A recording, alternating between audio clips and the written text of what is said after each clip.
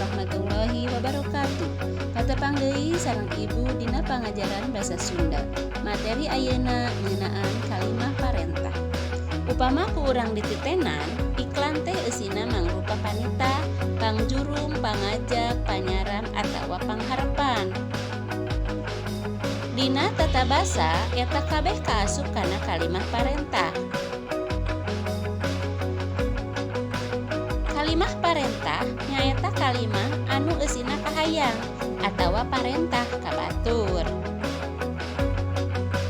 Sangkan ngalakukeun pagawean anu dipikahayang atawa anu diparentahkeun ku urang. Cara nuliskeunana dituliskeun ku tanda seru. Sangkan leuwih tetela tengetan contoh. Cing pangmiceunkeun runtah jang, cing pangmeulikeun sambeleun. Eta contoh kalimah parentah.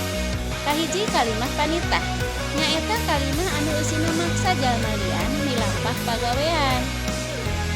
Contoh kalimah panitah, Nyai pangmeulikeun sambeleun ka warung. Kadua, isukan mah panggalakeun awi nya mang keur pager. Dua kalimah pangjurung nyaeta kalimah anu eusina ngajurungkeun jalma lian milampah pagawean. Contoh, Jung atuh rek sakola mah. Tilu kalimah pangajak nyaeta kalimah anu eusina ngajak jalma lian ngarah migawe babarengan jeung urang. Contoh kalimah pangajak, urang minjem buku ka perpustakaan yuk.